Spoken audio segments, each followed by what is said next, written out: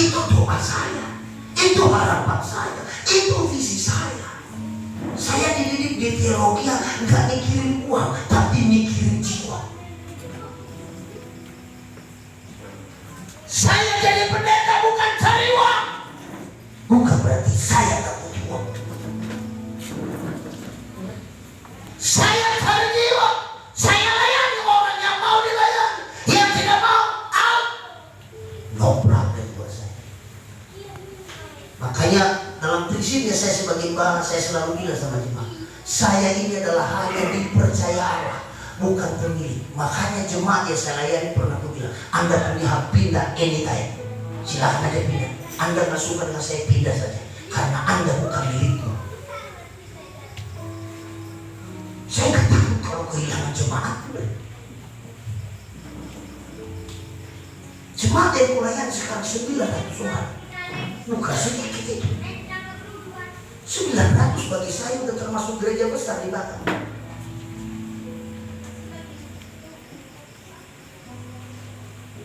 Saudara bersyukur karena kenapa? Kita berdiri di atas sebuah kebenaran. Gak usah kompromi dengan siapapun, jabatan apapun, siapapun dia. Gak usah. Lebih baik kita harus takut kepada Tuhan daripada takut kepada manusia. Yang setuju katakan amin. Amin. Kebenaran tidak perlu dibela. Biarkan kebenaran itu akan muncul seperti kebenaran itu. Haleluya. Ada banyak orang coba membela kebenaran. Anda nggak perlu bela firman. Anda nggak perlu bela Tuhan. Biarkan Tuhan membela dirinya. Anda tahu saudara setubuh kita membela agamanya. Ngapain kau bela Tuhan? Nggak perlu kau bela Tuhan. Biarkan Tuhan yang membela saudara. Setuju katakan amin. Amin. Saat kapan Anda melihat penyertaan Tuhan? Hanya ketika kau sedang berjalan di dalam jalan yang benar. Kalau kau mereng-mereng hidupmu, maka hidupmu terus susah. Hidupmu tidak pernah maksimal. Hidupmu tidak pernah optimal. Hidupmu tidak pernah menghasilkan buah. Hanya begitu saja. Muter di situ. Orang melihat saudara tahun yang lalu kayak gitu, tahun depan kayak gitu, 5 tahun lagi kayak gitu. Lah kita bilang, loh kok kayak gitu-gitu aja. Masih begitu Pak. Iya Pak, kenapa? Ya itulah Pak, keadaan. Bukan keadaan. Pada dasarnya orang yang mengikut Tuhan, yang saya tahu, dari bawah dia angkat. Makanya dia pernah bilang, siapa mengasihi kau bukan ikut tapi kepala, atau bukan turun tetapi naik. Yang percaya katakan amin. Saudara percaya berikan tepuk tangan dulu. Kalau ini saudara melihat penyertaan Tuhan di dalam gereja ini, Tuhan gak butuh gedung ini. Mau saudara di AC juga ruangan ini. Itu di kampus saya mana ada banyak kali jendelanya, semua angin. Di kota terlalu mental kita di kota. Dikit-dikit naik motor, padahal rumah kita hanya 5 langkah ke depan. Coba di kampung kita tenteng sepatu kita. Saya dulu pergi SMA, SMP, SMA 6 tahun di Sirombo. Antara kampus saya saudaraku dengan Sirombo itu 3 jam jalan kaki. Selama 6 tahun saya sekolah SMP, SMA, dan itu saya kerjakan setiap hari. Naik gunung, turun gunung, lewat sungai, lewat parit, lewat sawah. Berapa kilometer sebelum sekolah baru pasang sepatu, baru pasang kaos kaki, cuci kaki. Karena kenapa? Semua berlumpur. Anak-anak sekarang, coba lihat anak saudara mainnya HP, pakai gadget. Anak baru lahir aja udah lihat gadget. Apalagi bapaknya sama mamanya. Anaknya saja baru lahir bisa, apalagi bapak mamanya. Bertengkar mereka, saling cuek-cuekin. Anda tahu salah satu yang membuat saudara, hubungan saudara retak di rumah salah satu HP itu. Suami makan, istri main HP sendiri. Bukan ditanya sama istrinya, "Baby, udah kenyang belum?" "Mana dia? Asik pula dia." Suaminya sementara haleluya. Baru dia bilang begini, "Ma, mana ini?" "Udah ambil kau sendiri lagi." "Kenapa?" "Asik main gadget." Sehingga pulang-pulang istrinya bawa istri satu lagi. "Dari mana kau dapat?" "Habis kau gak kasih minum." "Ya carilah istri lain." Bukan hanya lagi saudara sepupu kita yang banyak istri sekarang di Batam ini.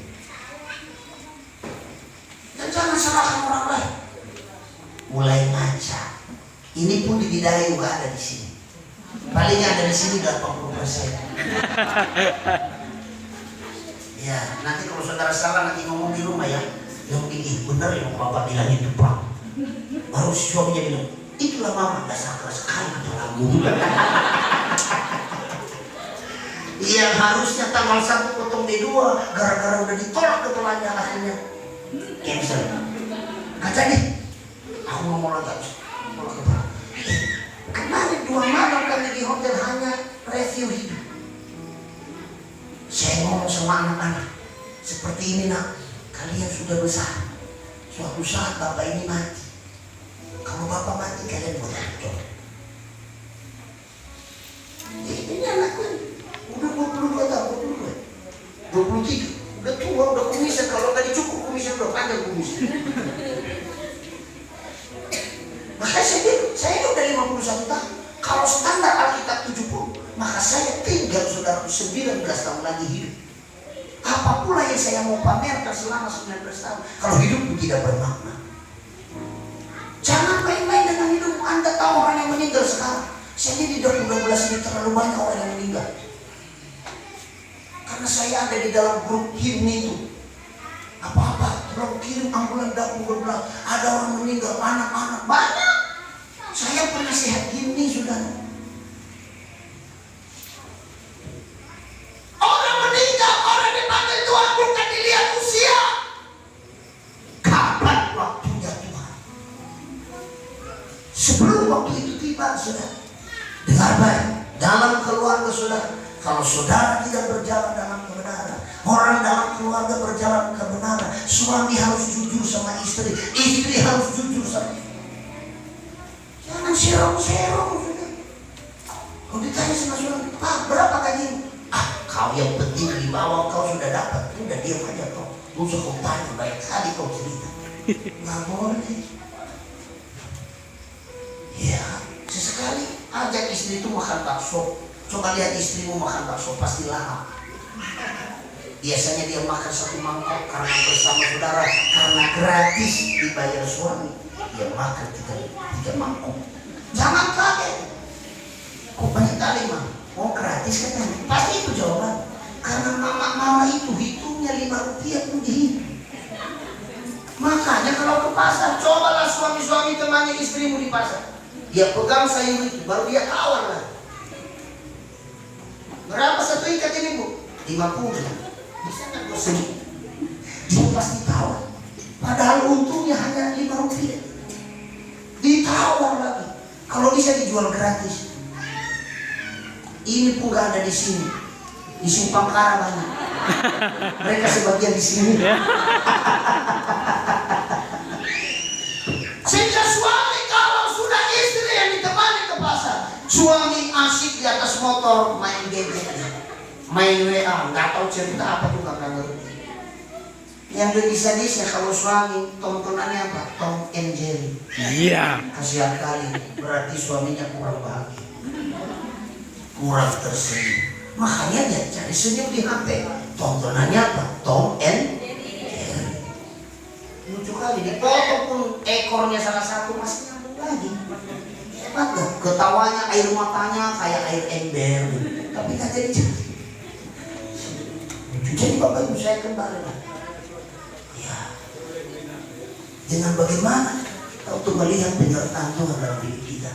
Saya mau bilang yang pertama, ketika saudara berjalan di dalam kebenaran.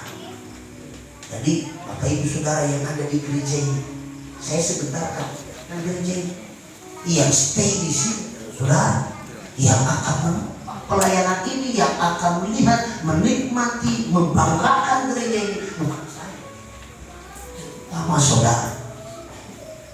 Ketika semalam saudara, Anda tahu di Bidayu semalam ketika Natal malam tanggal 24 sesi kedua, banyak yang disuruh pulang karena gak kuat. Karena kita dijaga polisi, gak boleh dekat begini kita di Bidayu, gak bisa. Harus jarak. Tapi udah segitu, kata panitia hampir 600 orang. Banyak kali yang disuruh pulang. Ada yang marah-marah, merasa gak dihargai, merasa Merasa saudaraku terkasih dibatasi hak kebebasannya untuk beribadah kepada Allah. Katanya sih.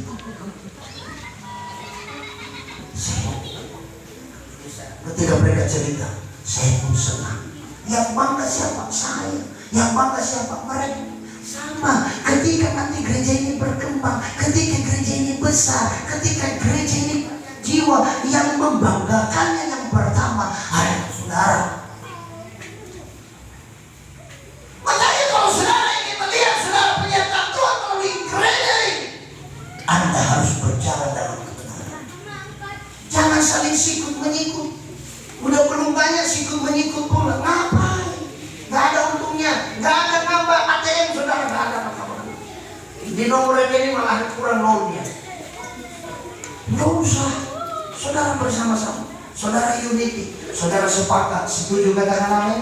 Amin. Ikuti arahan gembala. Gembala pasti punya visi. Saya gak kasih dia visi lah. Karena kenapa? Gereja sendiri punya visi sendiri. Dia harus berkumpul mendapatkan visi. Harus berdoa. Ini mau dibawa kemana gereja? Mau ngapain? Mau jadikan menjadi apa? Menjadi panggung apa? Jadi banyak pertanyaan. Bagaimana cara kita untuk bisa melihat penyertaan? Yang pertama, yaitu ketika Bapak Ibu Saudara, jemaat Tuhan yang ada di rumah ini hidup atau berjalan di dalam kebenaran. Mulai malam hari mulai proses. Saya udah bilang kemarin sudah ditanya sebelum saya ngomong di tanggal 24-25 kami sudah rekonsiliasi keluarga. Untuk apa saya mengatur banyak orang sementara istri dan anak-anak juga bisa? Saudara baca di dalam Yesus ada syaratnya menjadi seorang penatua gereja, menjadi seorang pelayan gereja. Gak boleh bermabuk, gak boleh berminum, gak boleh berfitnah, gak boleh. Dia harus bisa memenuhi rumah tangganya dengan baik. Dia harus dihormati oleh orang.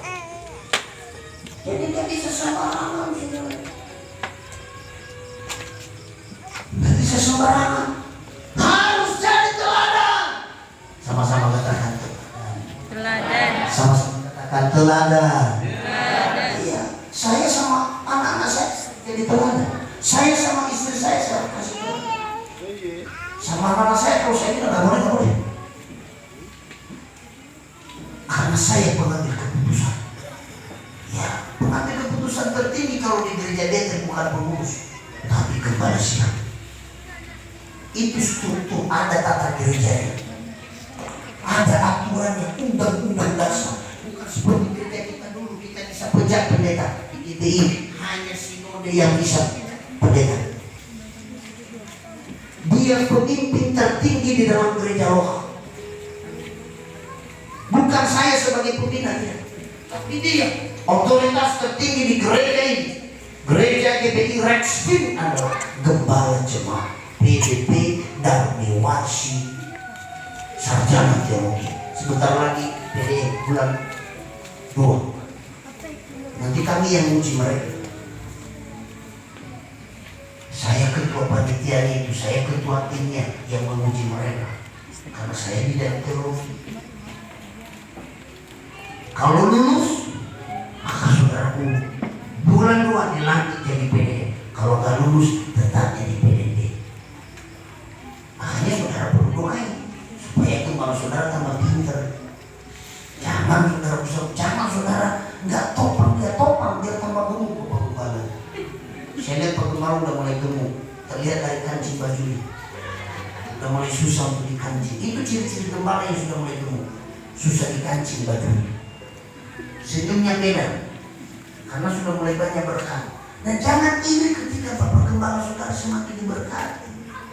Saudara harus bangga. Saudara puji Tuhan, gembalaku semakin berkat. Karena kalau dia diberkati, itu tandanya Anda pun diberkati. Ya, setuju katakan amin. Amin. Jangan ketika nanti mobil Pak Gembala bertukar dengan Fortuner, cobalah, mau dari mana lagi? Gak ada di sini, di Nias banyak. Gak usah. Dia ngerti kok batasan-batasan. Karena ada aturan, cara penggunaan di gereja Bethel Indonesia diatur.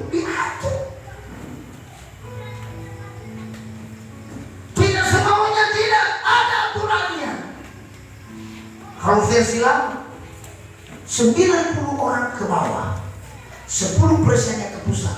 Semua yang lain adalah tugas sidang yang kelola. Mau diapain terserah.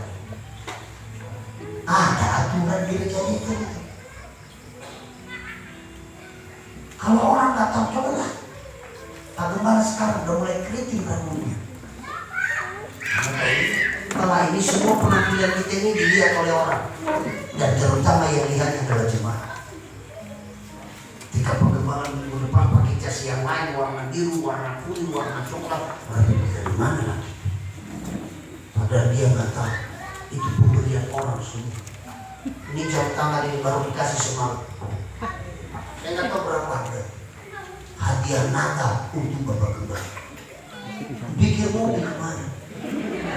Saya bilang, memang kami lagi bergumul satu lagi mobil karena anak saya. Kami sedang berdoa untuk punya mobil satu lagi. Supaya apa? Supaya jalan pelayanan. Karena yang pelayanan itu kita support. Kita nggak boleh main-main, harus dikasih jam tangan, dipesan, Pak, besok pakai, langsung malam-malamnya aku suruh bekerja. Tolong cari tukang jam potong terlalu gede. Biar besok dipakai, sehingga saya kata, saudara-saudara yang terkasih, Anda belum bertobat. Biar mereka tahu kalau baru udah pakai jam. Hampir dikasih jemaah langsung kupakai. Mereka apa? Kan senang mereka kalau kita pakai. Besok-besok mereka kita bilang, yuk, saya pasti pakai. Coba di sini kasih. Pasti aku pakai besok. Ntar lewat aja di sini. Kalau ini lagi yang saudara kasih ya. Karena saudara nggak kasihnya, hanya nggak pakai. Coba Anda kasih, pasti aku pakai. Pasti saudara bilang begini, Ibu Loh, itu baju yang putih sama jangan tanamkan di hati ini. Yang terdekat di rumah gara-gara itu. Jangan bilang nanti itu Pak Gembala itu nggak boleh keras, tidak. Saya biasanya hanya nyindir saja. Kalau ngerti. Saya ngomong apa adanya ini. Kadang-kadang ada yang nyambut memang. Untung-untungan saya ngomong ini, saudara. Jujur saja. Ya saya pikir Pak Gembala udah mulai doa itu. Dia doa dalam bahasa roh, sehingga kita nggak ngerti ini kode keras ini kayaknya. Ini dari bidahat ini. Jadi saudara itu bertahu. Bagaimana cara kita untuk melihat kenyataan Tuhan? Yang pertama, berjalanlah dalam kebenaran. Bilang kepada kiri kanan, jangan miring sana miring sini. Para pelayan-pelayan Tuhan kalau pacaran cukup satu saja. Di bidai itu nggak boleh. Pekerja saya pacaran sembarangan, nggak boleh sembarangan mereka diantar ke gereja siapa, nggak boleh. Udah kutegur kemarin anak remaja. Anak remaja yang pelayanan di gereja ini nggak boleh sembarangan orang antar. Nggak boleh. Jangan nari-nari, saudara. Dari mana saudara? Dari hutan. Putaran nari-nari, saudara. Berkat apa yang saudara kasih sama jemaat? Bukan berkat kutuk ya saudara tahu. Biar ngerti saudara. Apa arti pelayanan itu?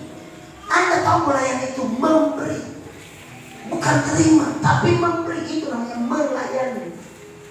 Service, bukan nuntut. Makanya kalau saudara udah capek dalam gereja, gak usah nuntut mana kopinya. Anda yang bawa kopi dari rumah. Harusnya itu kalau melayani. Namanya juga pelayan. Ini enggak. Aku udah capek ini, bikin atap ini. Pak Gembala udah mulai sombong, saya halo kek, ajak minum kopi kek, berapa sih harga kopi? Saya mau bilang, biarkan ketika kau tabur yang baik, saya percaya Tuhan yang Maha Adil itu akan jauh lebih mengerti daripada Pak Gembala. Haleluya. Setuju katakan amin? Amin. Akan jauh lebih hebat dia daripada Bapak Gembala. Syukur-syukur Bapak Gembala ngerti. Tapi Bapak Gembala kadang-kadang nggak sampai ke situ pikiran. Yang dia pikirkan ini jemaat. Baru setelah itu dia masuk dalam ruangan, dia berdoa, Tuhan berkati Palase. Palase itu lama saya kenal dari sejak muda. Saya kenal Palase, tetanggaan saya. Dulu ayamnya ayamku juga. Iya Palase ya. Makanya aku tanya di sini pelihara ayam Pak. Kalau pelihara pasti saya mampir ke rumah, aku bawa bidai satu.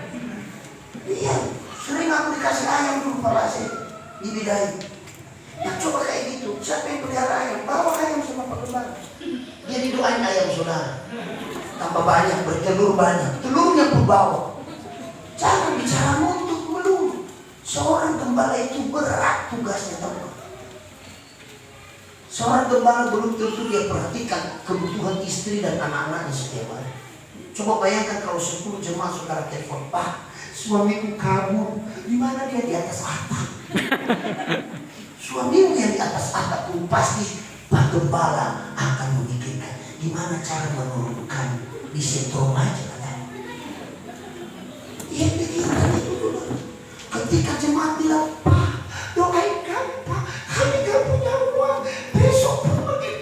Dia akan berdoa, Tuhan, aku gak punya apa-apa, tapi tolong aja. Itu semua dipikir. Kalau 100 jemaat, maka 100 itu semua dia.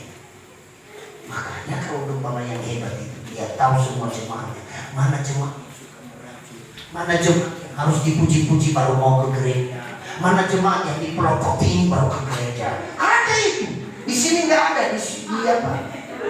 Sipakara banyak. Amin.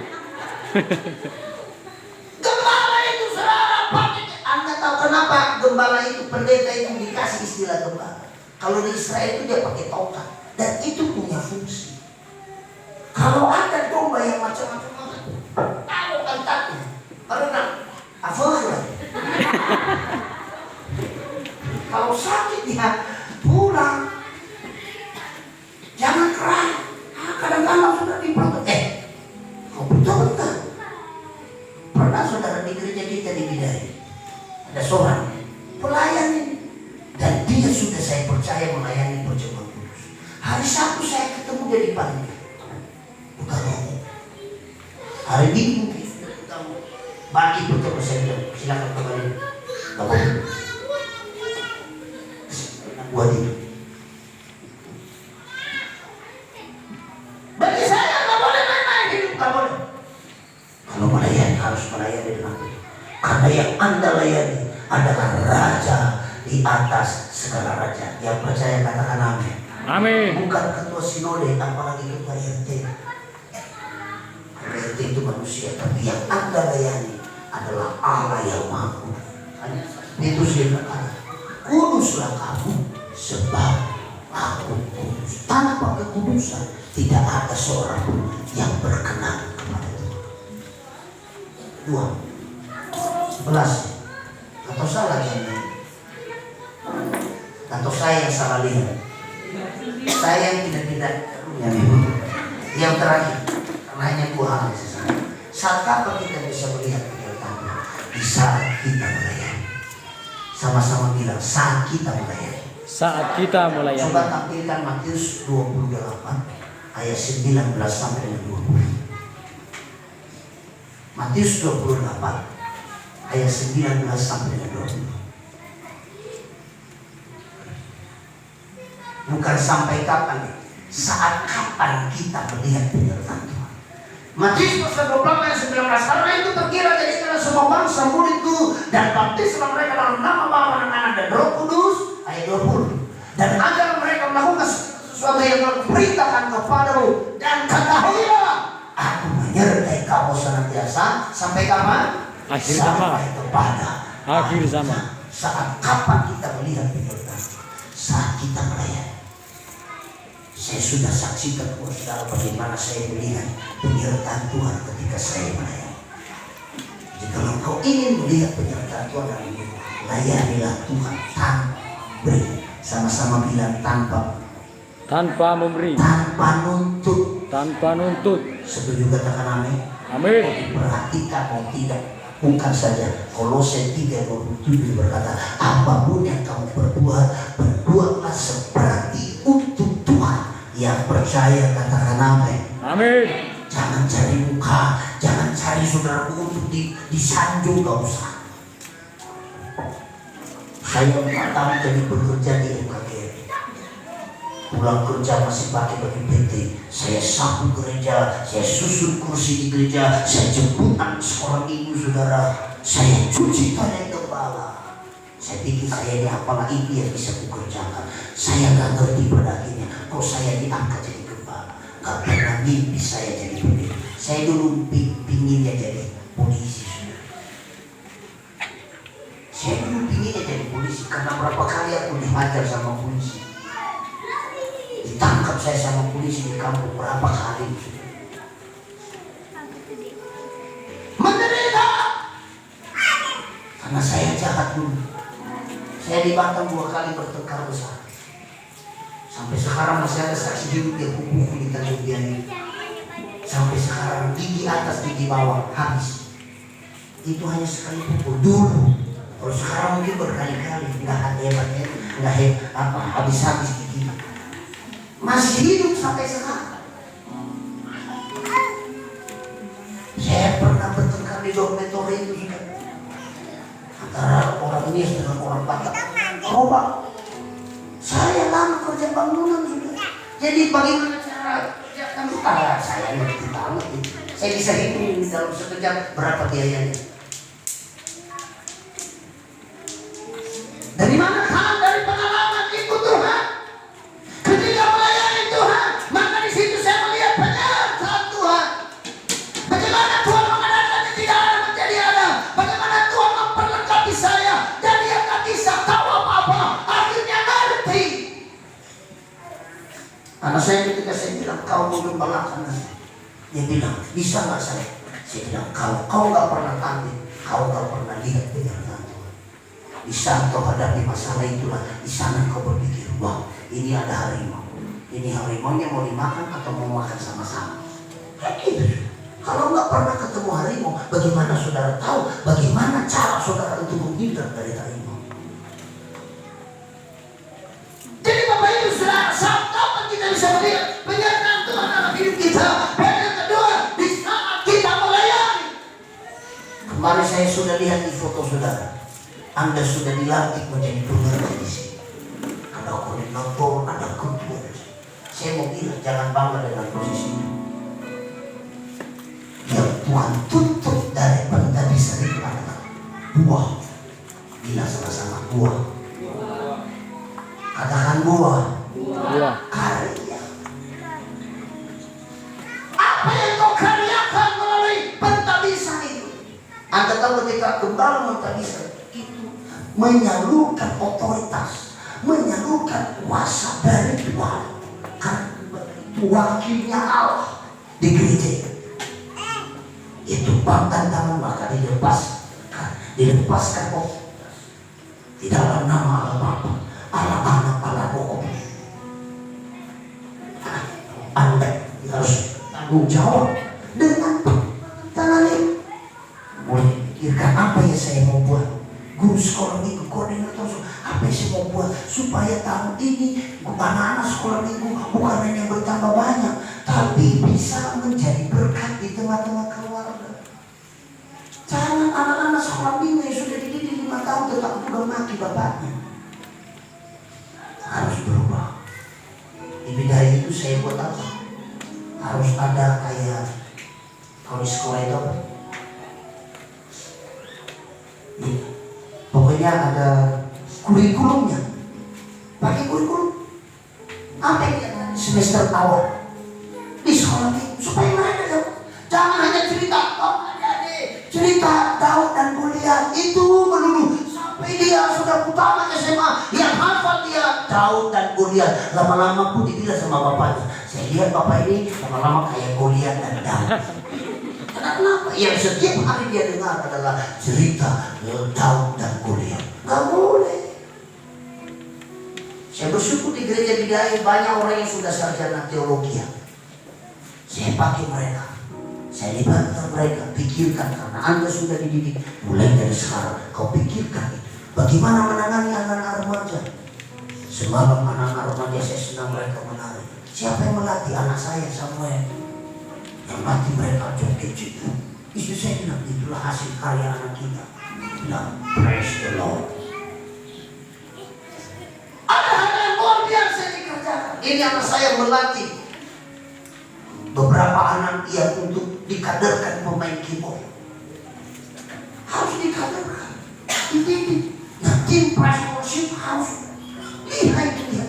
Oh ini orang punya suaranya bagus kayak suara Iwan Fals. Semua Fals. Kadarkan dia menjadi worship leader. Didik dia. Saya ini pernah ngajar tentang praise and worship. Yang mengajar ibu gembala saudara adalah saya. Tanya dulu ibu ini. Pertama sekali ibu gembala ini saya percayakan di gereja untuk apa ini? Itu pun nangis. Tanya sama ibu itu kalau nggak percaya. Ketemu sama saya ketakutan dia.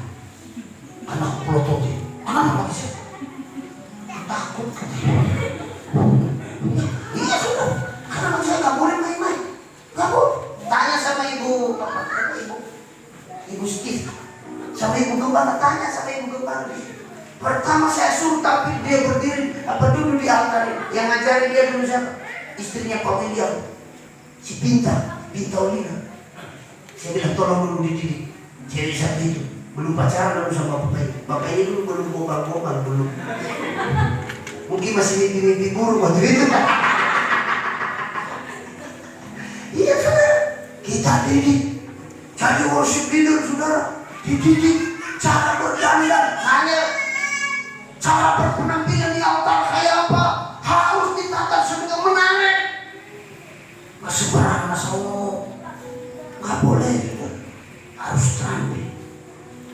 Mau bisa bagi di SCDC, apa namanya terserah. Tahun depan di Sipakara saya bilang sama Robi harus program itu fondasi. Bikin itu supaya dididik, supaya dasarnya basicnya tidak hanya tampil tapi ngerti dasarnya. Dasarnya apa sih? Kalau sudah dididik saya percaya keren. Mereka gampang diginiin nggak bisa karena sudah punya fondasi yang baik.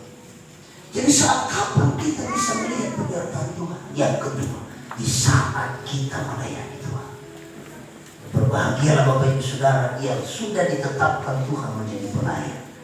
Yang setuju katakan amin. Amin. Karena melalui pelayanan yang dipercayakan Tuhan kepada saudara, melalui itu kau akan melihat penyertaan Tuhan. Yang tadinya kau tidak bisa. Ada dulu penari tamborin ibu, lo itu dulu juga susah jogetnya. Gimana gitu? Kayak kaku ya, namanya orang tak pernah olahraga. Tapi coba lihat kalau saudara melihat penari di TV, kita pusat ini. Anda kok ini mana saudara? Kenapa? Menarik. Iya nggak? Betul nggak? Ketika orang menari di TV, kenapa saudara yang nonton di rumah bisa meneteskan air mata? Karena ia menghayati. Tidak hanya kusembah kau Tuhan. Orang bilang begini, kayak Eden.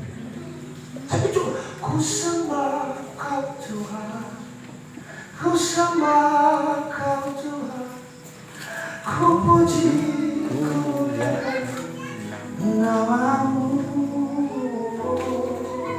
kusembah kau Tuhan, kusembah kau Tuhan, ku puji, ku muliakan namamu. Orang tuh bilang, oh Tuhan. Haleluya. Di zaman senang hidupku dan beri damai di hatiku. Oh, semua telah berubah dan aku tahu Yesus jamah ku jadi baru. Amin. Amin. Coba kalau semua singa begitu, orang belum ditumpahkan tangan udah teriak, setannya lari. Ini enggak, setannya bilang begini, enggak apa-apa katanya, biasa-biasa aja.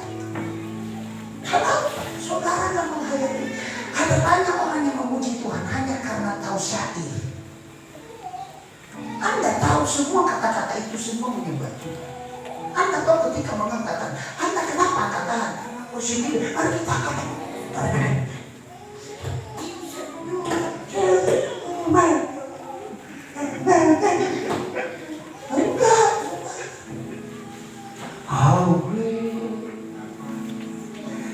Bisakah sini halu. Nah, cuma saudara nyanyi, saudara mengangkat tangan. Haleluya, haleluya, haleluya, amin. Haleluya,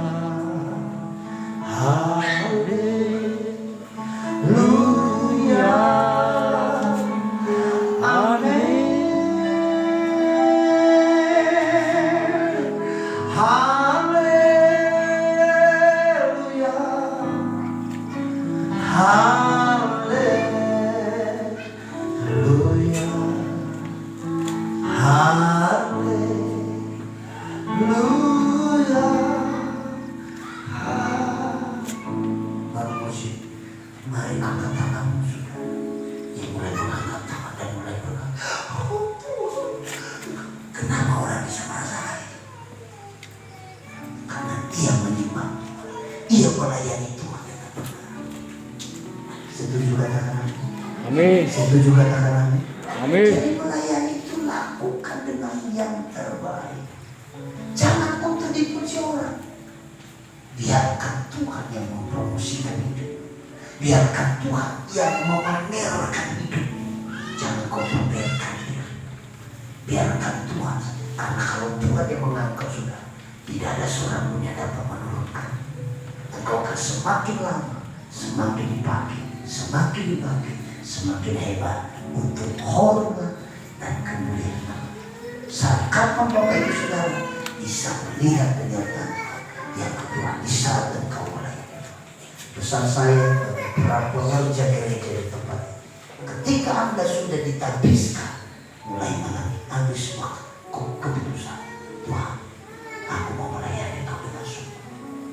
Walaupun mungkin gak harus ditelepon sama Bapak Kepala, walaupun gak mesti harus disuruh. Apa yang bisa Kau kerjakan di Tuhan? Apa yang bisa aku buat di Tuhan? Lakukan itu dengan segenap hati. Setuju katakan? Amin. Kalau ada uang, kalau ada sesuatu yang bisa kau buat, lakukan.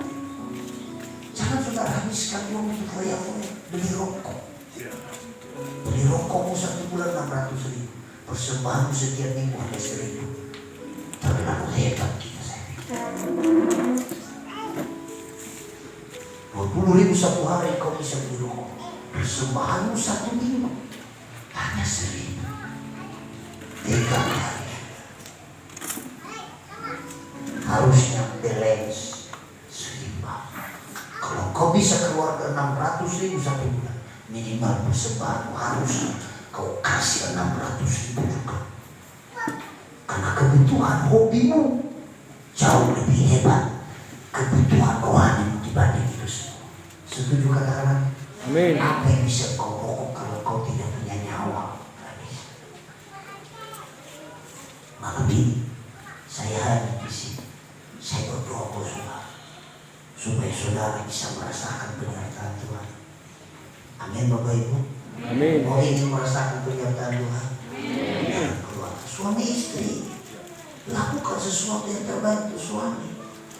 Ketika suami pulang, jangan menunggu pas pagi udah bicara utang, kredit, jangan. Suruh dulu buat dia duduk, tukar bajunya, udah siapkan makanannya, udah siapkan air minumnya, baru bilang begini, Debbie, dalam keadaan capek pun kulihat Debbie tambah ganteng. Langsung dia bilang, "Ma, aku mau bohong." Karena kenapa? Tidak ada sebuah kata yang lain. Jadi, wah, ini istriku. Gimana suami bisa semakin mencintai saudara? Suami pulang terlalu, "Dari mana aja kau?" Coba lihat muka kayak muka setan. Mereka sesekali kasih saudara pun terkasih pujian sama suami. Hai darling, dari timur ke barat. Kita kan orang lain, bikin puisi sama dia. Walaupun belum pernah buat itu sama istri saya. Tapi istri saya memahami saya. Saya kalau udah pulang malam, istri saya pasti nanya, "Pak, udah makan belum?" "Belum." "Mau makan apa? Saya masak sekarang." "Pak, udah mandi belum?" "Belum." "Baik, nanti saya masak air panas saya akan suruh bapak mandi pakai campur air panas, bukan air panasnya. Kalau air panas nanti terkelupas kulitnya. Ini udah malam lagi, jangan tidur sampai saya kau bau kambing. Ini nggak ada di sini. Di Nagoya banyak. Gimana suami saudara mau sayang kepada saudara? 5 hari 5 malam gak pernah keramas rambut. Gak mesti harus banyak duit baru saudara keramas. 5 hari 5 malam gak pernah tukar baju. Bukan masalah mahal dan murah, tapi kau harus bersih. Suamimu itu pergi ke kantor BCA setiap hari. Yang dia lihat teman karyawannya di kantor BCA itu cewek seksi. Sementara dia pulang dia lihat istrinya lebih ngeri, saudara. Dia bilang, maaf lembur di kantor. Kok lama kali? Dia bilang, jadi kali aku di rumah. Coba lihat yang ada malam hari cewek-cewek ini cantik-cantik karena pakai lipstick. Amin. Pernah nggak pagi-pagi bangun pagi pakai lipstick? Langsung suami bilang, tumben. Iya sayang, ini demi kau semua. Langsung suami pingsan terus lupa dia. Iya, ini servis, bukan bicara tentang makan di restoran mahal. Enggak. Kasihan kan? Setuju katakan amin? Amin. Katakan amin. Amin. Kalau suami ingat, kalau suami lupa ingat ini apa? Jangan lupa pakai sendal, jangan lupa ingat kaos kakinya jangan terbalik, yang satu merah, yang satu coklat. Haleluya. Ingatin suaminya. Terus kalau suaminya sudah diantar, Pak ini nanti sepatunya nih Pak. Ini namanya melayani. Apa enggak suami betah di rumah? Itu pun suami pasti harusnya lembut. Dia bilang enggak. Aku mau lihat ekspresi istriku. Di mana-mana dia bilang dia bidadariku. Dia bidadari yang turun dari surga. Apa enggak? Biasanya kalau dapat pujian itu dari bapak-bapak, istri pun langsung gini. Siapa dulu? Ini pun gak ada di sini di Nagoya. Jadi bukan hanya bicara melayani. Saudara baik di sini tapi di rumah berantakan. Itu pun percuma. Kiri kanan jangan percuma. Amin saudara.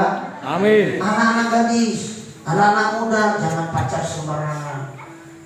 Jangan semua orang. Teman-teman ganteng. Kalau ganteng banyak seperti saya. Iya, saya udah bilang, istri saya bilang, aku ini ganteng kali.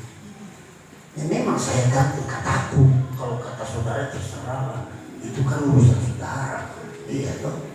Jadi Bapak Ibu saudara, ketika engkau melayani di saat itu, maka kau lihat, loh, dulu suamiku pemarah, kok sekarang suamiku penyayang. Karena dia melihat buah dari apa yang kau kerjakan. Jangan ngomong firman kalau hidupmu belum berubah, jangan. Kau usah ngomong kan. Amin Bapak Ibu. Amin. Istri saya beli baju, semua warna bajunya adalah saya yang tentukan. Karena saya bilang, Mama kalau pakai pakaian bukan menyukakan mata orang, tapi menyukakan mata saya. Orang lain gak suka yang penting aku suka. Penampilan istri saya selalu dia bilang, Pak aku ini gemuk atau tidak? Saya bilang, Mama yang paling langsing setiap hari. Walaupun timbangannya di atas rata-rata. Iya, selalu kalau ada orang yang naik di motor, Pak, mana lebih gemuk aku dari? Saya bilang, aku gak pernah komplain Mama mau gemuk. Segemuk apapun ku terima kau apa ada. Haleluya. Kau satu-satunya. Langsung istri saya bilang, Papa. Jadi nikmat hidup itu. Katakan amin. Amin. Jadi cara harus ke surga. Kalau saudara bicara tentang penyertaan Tuhan, yaitu kau lihat itu ketika kau melayani. Melayani di gereja, melayani suami, melayani istri. Dalam pekerjaan pun gitu. Bagaimana Tuhan bela saudara-saudara terus terlambat di lab? Udah dimarahin sama leader, dia mulut dia, kau sama-sama manusia. Kau pikir hanya di PT ini, hanya aku bisa hidup di sini enggak? Banyak PT yang bisa menerima saya. Tahu nggak? You know? Gimana anak Tuhan menjadi berkat. Coba. Udah terlambat, udah melawan leader, bikin reject barang. Suka angkat telepon di lab. Ini kan kelemahan kita. Saya 6 tahun di perusahaan. Di Batam. 6 tahun saya sudah permanen di perusahaan. Tapi karena saya dipanggil Tuhan melayani, saya tinggalkan. Karena bagi saya, pekerjaan Tuhan jauh lebih besar uangnya kalau cari Kristus. Buktinya sampai sekarang saya nggak kekurangan satu apapun. Saya diberkati. Dan Anda tahu definisi saya diberkati Tuhan. Ketika aku tahu bersyukur, itulah definisi orang yang diberkati. Mau 1 miliar pun uang kalau nggak pernah bersyukur, Anda adalah orang miskin. Tapi walaupun hanya limber 50 perak, tapi kau tahu bersyukur, maka kau adalah orang yang berbahagia. Bisa tepuk tangan untuk Tuhan. Dua poin ini saya sampaikan. Saat kapan kita bisa melihat pernyataan Tuhan? Yang pertama, saat kau berjalan dengan benar. Yang kedua, saat engkau melayani. Pesan khusus untuk melayani. Layanilah Tuhan dengan konsisten. Layani Tuhan dengan komitmen. Layani Tuhan dengan integritas. Layani Tuhan dengan loyalitas. Jangan pandang sini sana. Maka dengan sendirinya Tuhan akan melakukan bagiannya atas hidup. Amin. Setuju katakan? Amin. Semua untuk bagi ini. Ku buka hati untuk jamahanmu, berserah